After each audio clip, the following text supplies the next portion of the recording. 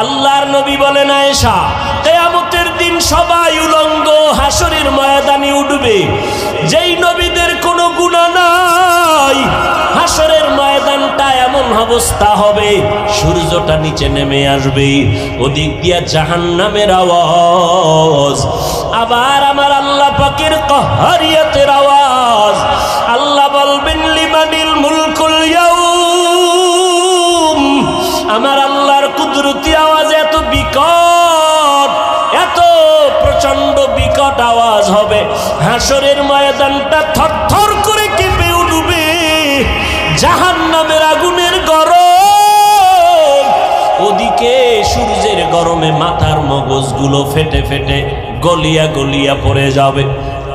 নবীরা পর্যন্ত যাদের কোনো গুনাহ নাই, যদি কেউ সন্দেহ করে তাদের ঈমান নাই, নবীরা পর্যন্ত বেগুনাহ মাসুম, উম্মতের কথা ভুলিয়া তারাও কাঁদবেন, আল্লাহ আমারে বাঁচাও।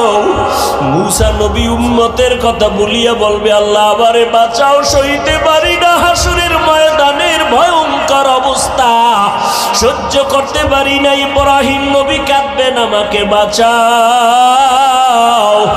মুসা নবী, ইব্রাহিম নবী, ঈসা নবী, আদম নবী কাঁদবেন, আল্লাহ আমাকে বাঁচাও।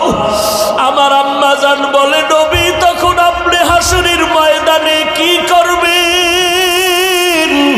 আপনি তো রাহমাতুল লিল আলামিন। আমার মায়ার নবী কান্না করে বলেন, আয়েশা,